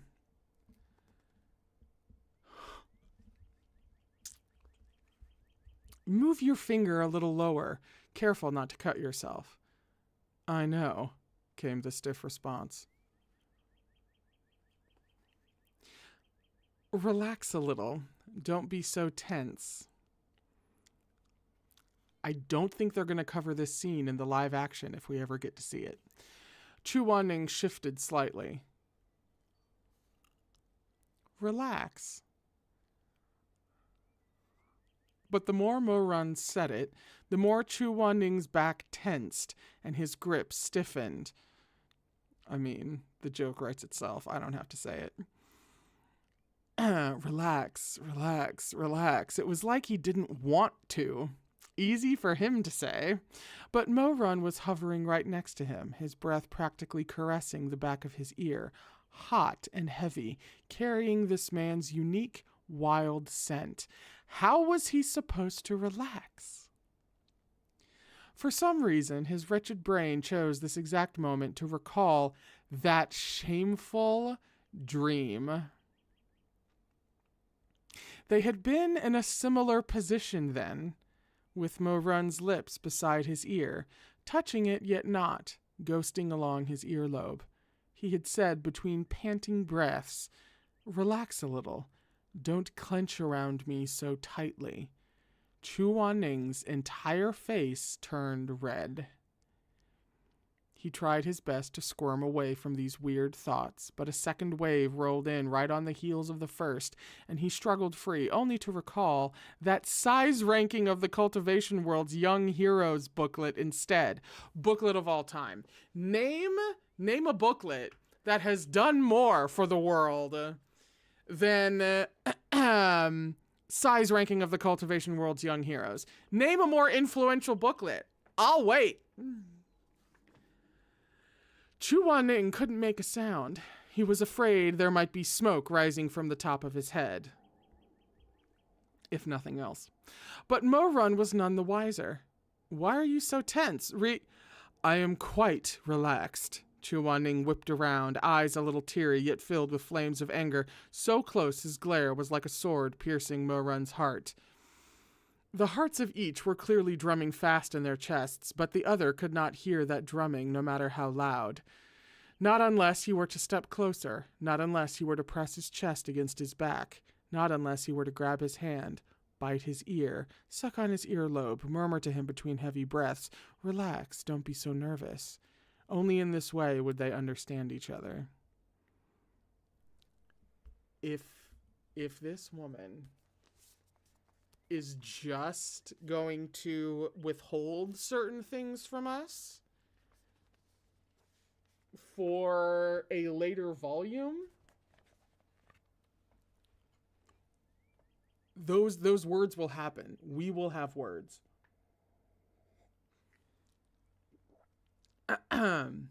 But Mo Run would never do it, and neither would Chu Wanning. So Mo Run awkwardly withdrew his hand and sheepishly straightened up, asking carefully, "Then does Shizun want to try again like this?" Mo Run flashed him another smile before picking up his own sickle and resuming his work not too far away. 2 sweeps of the sickle later, he seemed to remember something and called over his shoulder, "Shizun." "What?" Chu Wanning's face was sullen. Mo Run pointed at his feet. "You should take off your boots." "I will not." "You might slip wearing them," Mo Run said earnestly. "Those boots have smooth soles. I won't always be there to catch you if you slip." Chu Wanning mulled it over in gloomy silence. That'd be so funny if he left the boots on just so that he would slip. Chu Wanning mulled it over in gloomy silence, then waded over to the ridge and removed his shoes and socks. He tossed them next to a haystack before treading with bare feet back into the paddy field to slog away at the rice. By noon, Chu Wanning had finally become more or less proficient with the sickle, his motions growing fluid. The rice reaped by Mo Run and himself piled into a mighty little mountain of gold. After harvesting another row, Chu Wanning finally felt a little fatigued and straightened up to take a deep breath and wipe his sweat with the corner of a sleeve. A light breeze swept through the golden waves of grain, bringing with it a refreshing autumn chill. He sneezed. Mo Run turned around immediately in concern. "Are you cold?" "I'm fine." Chu Wanning shook his head. "Some dust got in my nose just now." Mo Run smiled and was about to say more when the clear voice of a village maiden rang out from beneath the mulberry tree in the distance, hands cupped around her mouth as she shouted, "Lunchtime! It's lunchtime!" "It's the girl who was singing earlier," Chu Wanning commented without even turning to look. Mo Run turned and lifted a hand to shade his brow, squinting into the distance. "It really is her. Shizun can tell by her voice?" All that warbling just to announce a meal. Who else could it be?" Chu Wanning passed the last basket of rice over to the pile as he spoke, then made for the mulberry tree. He didn't bother with his shoes. His feet were already dirty anyway. Mo Run shook his head with a grin, then scooped up his Shizun's abandoned boots before running to catch up. Lunch was a communal affair, cooked in large pots, brought out by 4 or 5 women in 3 wooden barrels. The lids were lifted to reveal a barrel full of steaming rice, another of braised pork with cabbage, and one more filled with tofu and vegetable soup. Frankly, life for the common folk in the lower cultivation realm wasn't easy, and meat was considered a luxury to most. But Xisheng Peak's cultivators had come, and what kind of host would the village chief be if he fed them nothing but vegetables? Thus, there was a hearty portion of cured marbled meat in the pork and cabbage dish. The moment the lids came off, all the burly villagers, smelling that savory aroma, had to swallow their own drool. "It's not much. Xianjun, please make do." The village chief's wife was a stocky woman in her 50s, with a brassy voice and a wide, unreserved grin. "We cured the meat and picked the vegetables ourselves. Hope you don't mind." Mo Run frantically waved his hand. "Of course not." He scooped two heaping bowls of rice and handed them to his Shizun before fetching a third bowl for himself. Chu Wanning peeked into the barrel and saw that the braised pork dish was scattered with a layer of chili peppers. He was still gazing apprehensively when the auntie waved him over with enthusiasm and labeled, I'm sorry, I cannot, I'm too... Calm down. Go back.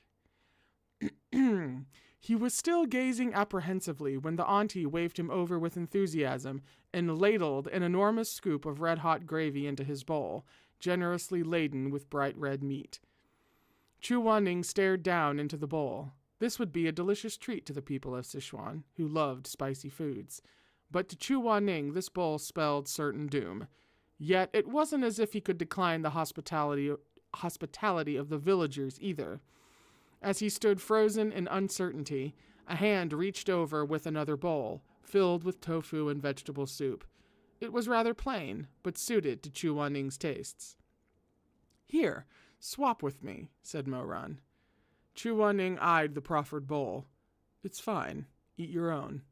The auntie was puzzled by this exchange. Then she put two and two together and smacked her head, hollering, Hi, can this Shenjun not eat spicy food? Seeing the guilt on her face, Chu Wanning replied, No, I can eat it a little. Here we go with little again. Grasping his chopsticks, he picked up some of the rice soaked with spicy gravy and popped it in his mouth. A few moments passed in silence, Chu Wanning's face growing redder by the second as everyone watched. Even the tightly pursed line of his lips began to quiver until an earth-shaking coughing fit. Who was it who said the only unbearable things in this world were love, destitution, and sneezes? They had clearly forgotten about chili peppers. Chu Wanning had woefully overestimated himself and sorely underestimated the chilies, with the result that he now choked so badly on the spice that his entire face was beet red, and he couldn't speak at all. The adult onlookers were aghast, while the kids, being kids, giggled from behind them, earning themselves swats on the head. Mo-Run hastily set down the bowl and chopsticks he was holding and scooped another bowl of mild soup for him. The liquid seemed to help a little, but the hot soup on top of the heavy spice made Chu Wanning's tongue feel like it was on fire. When he looked up at Mo-Run, his face was flushed and his eyes watery as he said in a hoarse voice, More. What do you mean, more? Chu Wanning clearly meant more soup, but Mo-Run felt his whole body set alight. Jesus fucking Christ. Set alight by the sight of those teary eyes, that face the color of high-tongue flowers in early spring, and his thoughts drifted off course of their own volition. For an instant, his mind conjured up an image from his past life. This man lying beneath him, panting both from need and the effects of the aphrodisiac, open eyes glazed and unfocused, body trembling ever so slightly, voice hoarse as those moist lips parted in soft moans. Please, more. This is the chapter title called Shizun Relax, by the way.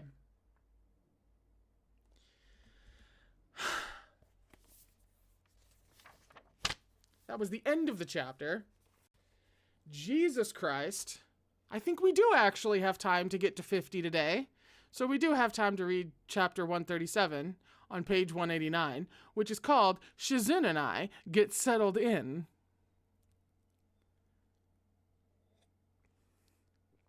She's not going to give it to us. She's not going to let them give it to each other. She's not going to do it. She's not. And I am going to have to write her a very sternly worded email about it. Yeah, she's not going to do it.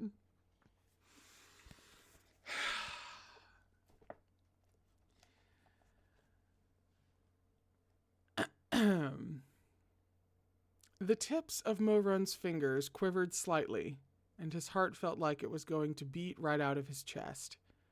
The worst thing about men was that the brain between their legs never listened to the brain atop their shoulders, regardless of how much Mo-Run really, truly, wholeheartedly wished it wouldn't.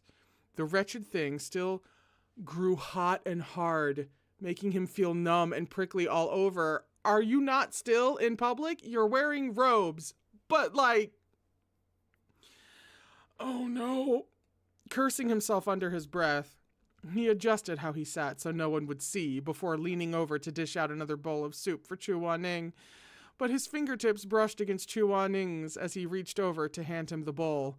The contact sent a jolt through his spine that made his hand shudder, spilling a few drops of soup. This is what I genuinely do not envy when it comes to people with appendages. I don't know what I would do if that was my situation. I really don't. I don't know how I'd live it down. I already have social anxiety. Can you imagine? Oh, God. Chu Wan-ning frowned slightly, but he had more pressing concerns to attend to. He took the soup and gulped it down to ease the spicy numbness in his mouth. Beside him, Mo-run stared wordlessly at those lips that were vivid red from the spice, like a ripe fruit peeking between leaves or a vibrant blossom upon a branch. Lips that, if kissed, would be soft, warm, moist. With a sharp crack, Mo-run slapped himself hard. Everyone stared in surprise. Finally coming back down to earth, Mo-run cleared his throat awkwardly and said in a rough voice, "There was a mosquito on my face." There was a horny mosquito on your face. Io, a clear female voice rang out and began to raise a fuss. Autumn mosquitoes are the worst, just looking to suck enough blood to get through the winter. Oh, man. You know, Mo-run put my brain there. This is Mo-run. Meat Bun put my brain there. This is all her doing.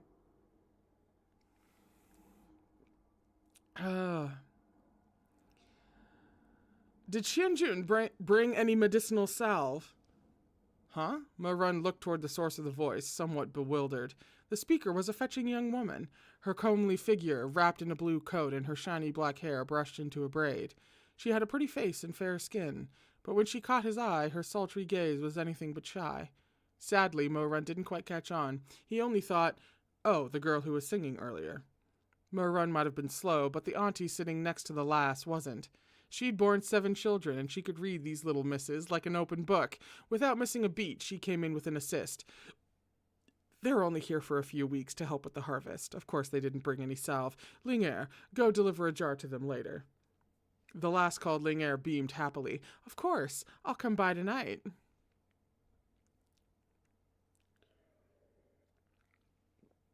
Mo-run blinked. This enthusiastic pair had already made the decision before he could get a word in edgewise.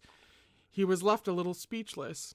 He turned to Chu Wan-ning and found him wiping the spilled soup from his hand with a handkerchief, a touch of distaste in his expression. Mo-run was no good at dealing with women. He said to Chu Wan-ning in a small voice, "Some of the soup got on my hand, too. Let me borrow the handkerchief when you're done?" Chu Wan-ning handed it to him, the same high-tongue embroidered handkerchief he'd carried before. Mo-run remembered he'd had it with him back at the Peach Blossom Springs, too. Chu Wan-ning looked cold and distant, but he was actually a sentimental person. This was something Mo-run had noticed in his past life. The clues were in the type of clothing he wore and the way the decor in his room stayed mostly unchanged throughout the years. But he hadn't expected it to extend to even this handkerchief. The little square of cloth was so old that the once colorful embroidery had gone dull, yet this nostalgic person still hadn't discarded it. Mo-run cleaned his hand, then took another look at the handkerchief. Upon closer inspection, he was surprised to find that the flower, although carefully embroidered, was clearly the work of a beginner, with rather poor needlework. He thought his Shizun must have done it himself when he was bored, and he imagined the way he must have looked, all serious and straight-faced, while stitching the high-tongue flower with a tiny needle. Mo-run wanted to burst into laughter. He wanted to study the handkerchief some more, but Chu Wan-ning reached over and retrieved it. "What are you taking it away for?" Mo-run asked. "I'll wash it." "I can wash it myself," Chu Wan-ning replied, and he picked up his bowl of spicy pork once more. Mo-run was not about to watch him tempt fate again. He hastily swapped their bowls. "Here, have this bowl instead. I haven't touched it." The village chief's wife hurried to agree. "It's all right if Xianjun can't handle spicy food. No worries, no worries." Chu Wan-ning pressed his lips into a line, then lowered his eyes and said, "Sorry about that," before exchanging bowls with Mo-run. Taking Chu Wanning's bowl and chopsticks in hand, Mo Run was about to dig in when it struck him that Chu Wanning had already eaten from the bowl. His heart, suddenly soft and warm, started pounding. He picked up a piece of marbled meat and lifted it to his mouth. The chopsticks scraping past his teeth, sliding past his lips. Here we go. What improper, preposterous things hadn't he done with Chu Wanning in the past life? If he's about to say... Yet in this one, the mere touch of chopsticks Chu Wanning had used against his own tongue, the bowl he'd eaten from held to his own lips, just these caused the flame within him to grow to uncontrollable proportions. Regardless of how harshly he admonished himself, how many times he told himself not to entertain such indecent thoughts about his pure, virtuous Shizun, it was like his heart wasn't even his. That's not, I mean, it's a little your heart talking, but it's not entirely your heart talking there. He could keep himself from touching Chu Wanning, but he couldn't make himself stop thinking about him. Mo Run had long renounced his hatred of Chu Wanning. He had imagined that peeling away the hate would leave only feelings of respect and the desire to cherish his Shizun. But he was wrong. What had been revealed when the black veil of hatred fell away was tender affection and searing desire. He floated in that ocean of desires, wanting to cling to the driftwood of rationality until he could climb ashore. But just one glance from Chu Wanning, one lightly spoken word, was enough to pull him back down into the abyss of yearning. He felt like he had truly gone mad. Chu Wanning wasn't into men, so Mo Run would sooner die than touch or harass him. And so the desire in him burned until it was a blazing inferno, swelled until it was a vast ocean, and he, drowning and burning, cared for little else save the person before him, this pure person who filled him with impure thoughts.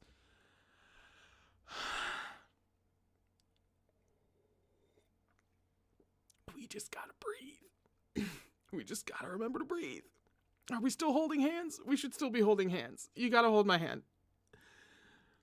The autumn breeze picked up, carrying on its back the fragrance of the harvest and a chorus of frog song. And in that moment, sitting next to Chu Wanning, Mo Run had the thought, the absurd, ridiculous thought, that it wouldn't be so bad to spend the rest of their lives like this.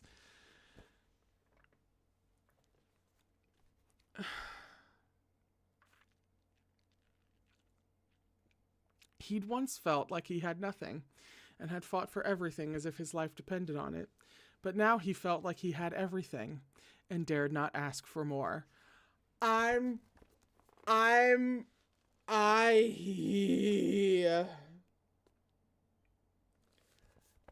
don't like this woman. I don't like her. I really don't.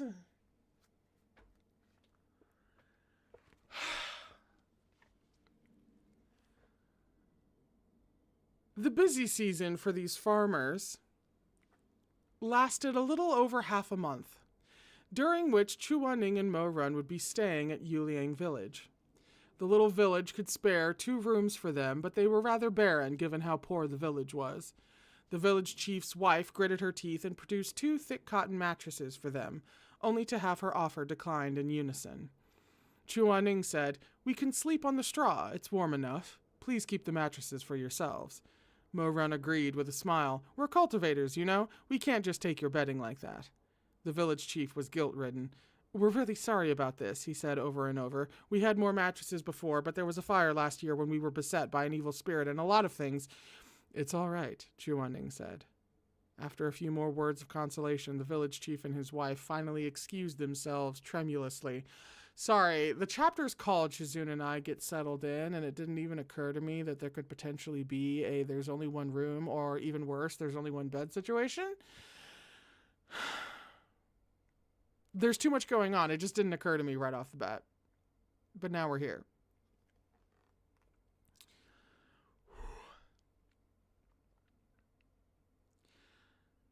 Mo Run set about adjusting Chu Wanning's bed, packing more straw under the padding in hopes of making it softer. He looked rather a lot like a dog dragging cushions and pillows to its nest. Chu Wanning, leaning against a table and mildly looking on, said, "That's enough. Any more and I'll be sleeping in a haystack instead of a bed." A little embarrassed, Mo-Run scratched his head and said, "There wasn't time today, but tomorrow I'll go to the nearby market and buy Shizune a proper mattress." And am I supposed to do all the farm work while you go skipping off to the market?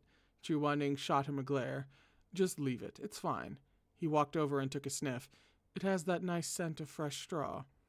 Mo-Run protested.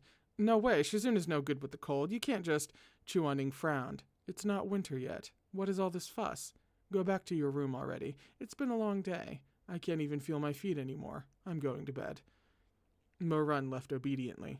Chu Wanning kicked off his shoes, haphazardly rinsed his feet with water from the large clay jar in the room, and was about to climb into his straw bed when he heard knocking at the door. Mo-Run had returned and was calling from the outside. "Shizune, I'm coming in." Chu Wanning was furious. He sat speechless for a long moment before eventually snapping, "Didn't I tell you not to say that to me anymore?" As Chu Wanning fumed, Mo-Run grinned and nudged the door open with his head. He had to use his head because both his hands, with sleeves rolled to the elbows to reveal firm, shapely, honey-brown arms, were occupied by a steaming basin of clear water. The young man's eyes seemed especially bright behind the steam, practically sparkling. Chu Wanning's heart raced under his gaze, and he found himself at a sudden loss for words. Mo-Run hauled the heavy basin over and set it down beside his bed. Face glowing and dimples warm, he said, "Shizune, you worked too hard today. Soak your feet first, then let me give you a foot rub before you go to sleep." "No." I know. Shizune's gonna say no need," Mo-Run said with a smile, "but there is a need. It's your first time doing farm work. You're going to be achy all over. If you can't get a good night's rest because of that and can't get up tomorrow, the little kids in the village are going to make fun of you again." The water in the wooden basin was hot. Slightly too hot, but not unbearably so. Chu Wanning's bare feet sank into the water, toes smooth and delicate, the lines of his ankles flowing and defined. His feet never saw the sun, and so the skin there was pale and even. Mo-Run, taking it all in, marveled at how nice Chu Wanning's skin was, even fairer and smoother than that of delicate ladies. Come to think of it, even that woman Song Chu-Tong, whom he'd married in his past life, hadn't felt as nice as Chu Wanning did. Bah, what was he thinking about? That's what he blanches at. No, or was it what was he thinking about in the fact that Song Chu-Tong came across his thoughts rather than Chu Wanning?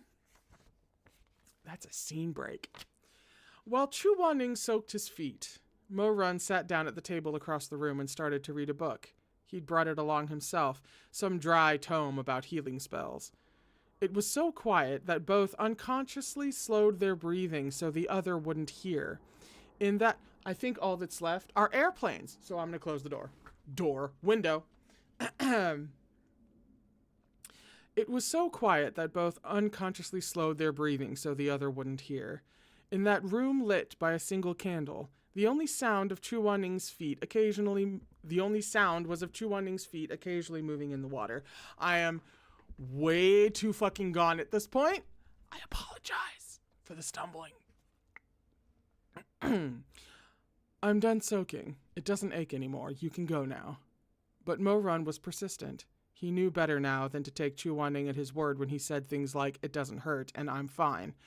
He set down his book and came over to Chu Wanning's bed, where he knelt and grabbed the foot Chu Wanning instinctively tried to pull back.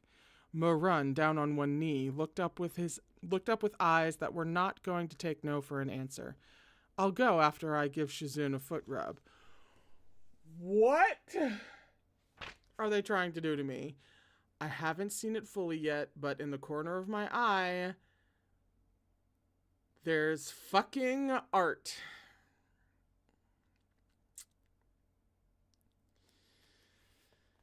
Jesus.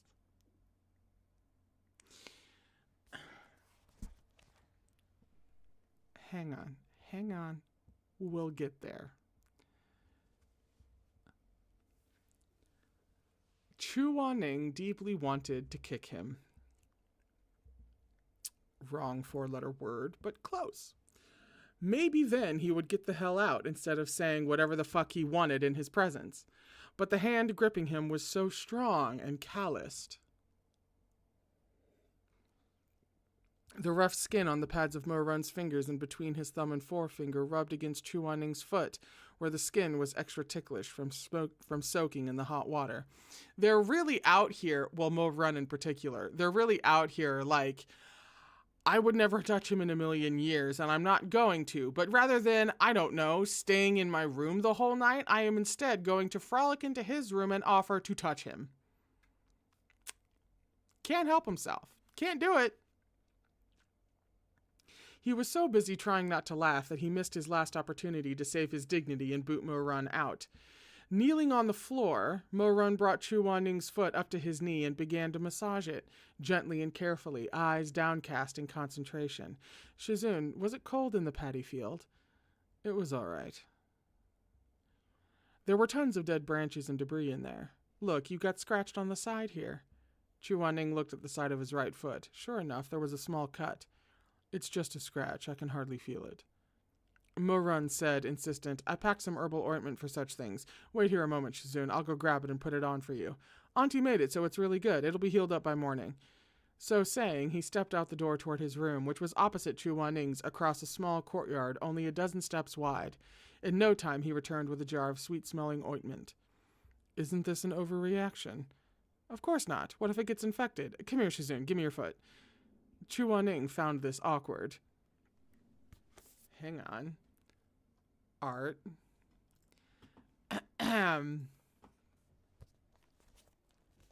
Just sit with that for a second.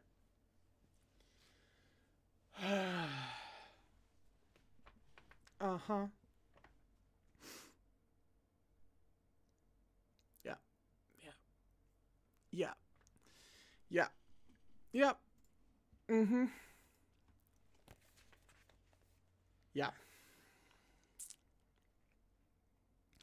In all his years, he'd kept his feet a private matter.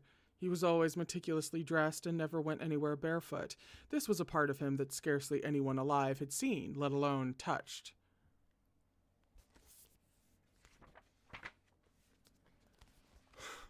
Once massaged, twice shy. He'd let Mo Run touch him earlier because he hadn't known what it would feel like. The sore, tender sensation had been wholly unexpected and had made him feel all tingly inside. Now he was a little hesitant to yield his foot again. Mo Run stared at that pair of feet peeking hesitantly from under the robes, pale and white with a bloom of rosiness from their hot soak. Chu Waning's toes were fine and delicate, with nails as translucent as the frozen surface of a lake in winter, and a tender pink blush at the tips, like budding haitang blossoms frozen beneath the ice, because of course. Mo Run knelt back down, his expression gentle and reverent, as he took this warm haitang flower in hand. He could feel it trembling minutely, petals quivering, and was struck by the sudden urge to dip his head and press a kiss to it, so that it wouldn't hesitate or be afraid, so that it might blossom and unfold. Shizun, what is it? There seemed to be a rawness to Chu Waning's voice, like the branches of a flowering tree laden with the weight of desire, blossoms on the verge of giving way, droplets of dew poised to fall on parched soil. She's not going to give it to us. Mo Run's head snapped up. The candle flame chose that precise moment to crackle, setting free a burst of sparks as a small stream of wax dripped slowly down. His gaze collided with Chu Waning's, and in the glow of the candle both their eyes were bright with desire, with hunger. Do you... Chu Waning looked away and said mildly, Get on with it, my feet are ticklish. Mo Run's entire face went red, but fortunately the splash of color was concealed by his tan. He mumbled an acknowledgement and lowered his head to apply the ointment, the blush burning all the way to his ears. He couldn't help but hear "Get on with it" echo over and over in his head. He swallowed, eyes fixed on the soft skin before him. Images from the past surfaced in his mind, becoming clear, coming into focus. He remembered the disheveled bedding in Wushan Palace, the way Chu Waning had looked all the fairer against those scarlet sheets, the way they had entangled like caged beasts, neck against neck. Heavy pants and low groans filling the hall with a ferocious, savage tension. He thought of Chu Waning's muted moans. That icy voice melted into flowing water by the flames of desire, then heated into a boil. He could almost hear Chu Waning's voice by his ear. Stop messing around. Mo Run squeezed his eyes shut, his brow furrowed deep. In this moment, he finally realized something. It wasn't going to be easy for him to treat Chu Wanning well.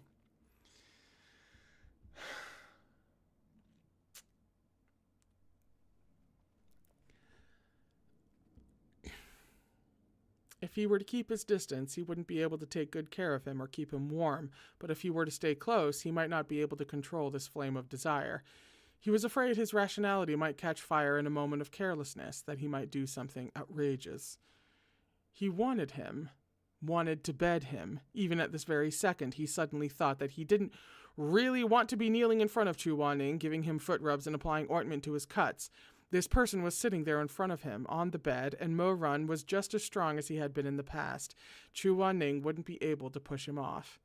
He wanted to take him, wanted to press him down onto that bed. He wanted it so bad his throat felt parched, wanted it so bad it burned and ached.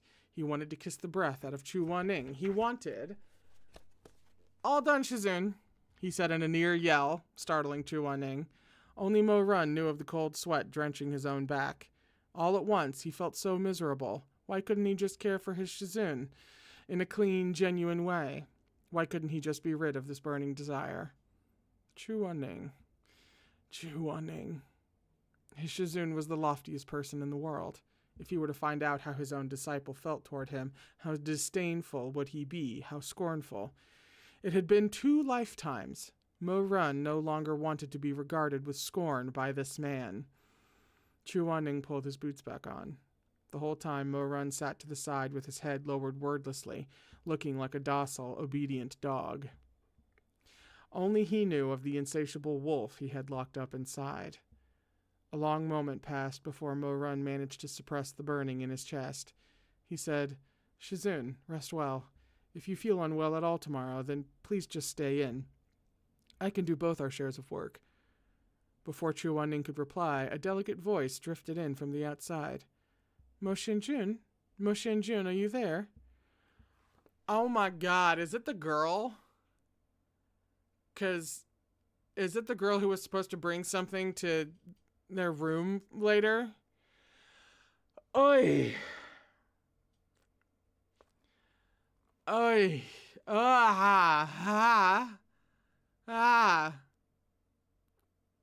Well, that's the end of the chapter. The horniest farm that ever existed. Like, I don't even know where to start. I don't even know.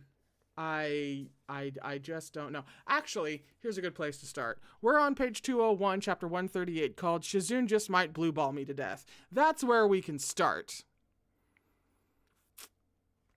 That's the chapter I wanted to get to, that we could start with on Thursday. So, that's it for today. If you would like a chance to win Volume 3 of Erha and you have not entered yet, comment on this stream down below, and I will enter your name into the hat on Thursday. Hit shuffle and draw the name from the top, and then announce it at the top of the stream.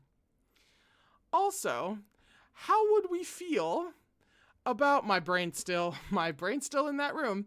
How would we feel? I have the sounds that I used for the rain and the fire and everything.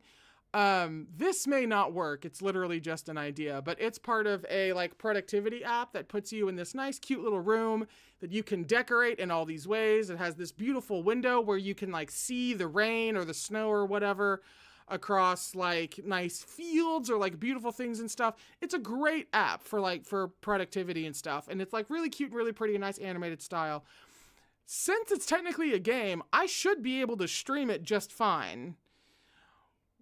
Would you guys like for me to have that on along with the lo-fi during breaks to have a nice, cute little pretty room with they're really cute little animals? It's called Spirit City and it's available on stream. The color illustration, thank you. Is that insane? I may try that on Thursday just to see if that would be something that, yeah, because it's all nice, comfy, cozy and stuff. And there are different cute little animals. I have a little fox right now that just kind of sits next to you and stuff. It's really adorable. It's very chill. I will look into getting that up for you guys for the break. I am looking at, I don't know why I moved the bookmark. What the heck? It's just on the inside, right? That's the cover. What the heck is that? No!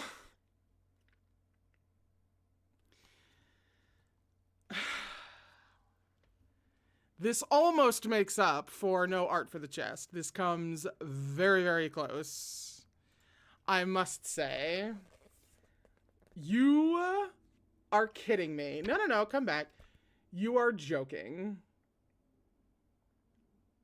That does go a not insignificant way to making up for not having art for the chest moment specifically.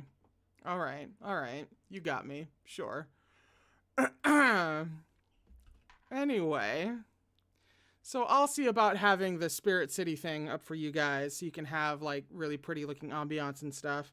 I currently have it dressed for spring, so and then on Thursday we'll start with a chapter that has blue balls in the title. I really don't know what else to say to that other than I love you. Please take care of yourselves. I will see you here on Thursday. And please remember to take care of yourselves. Alrighty?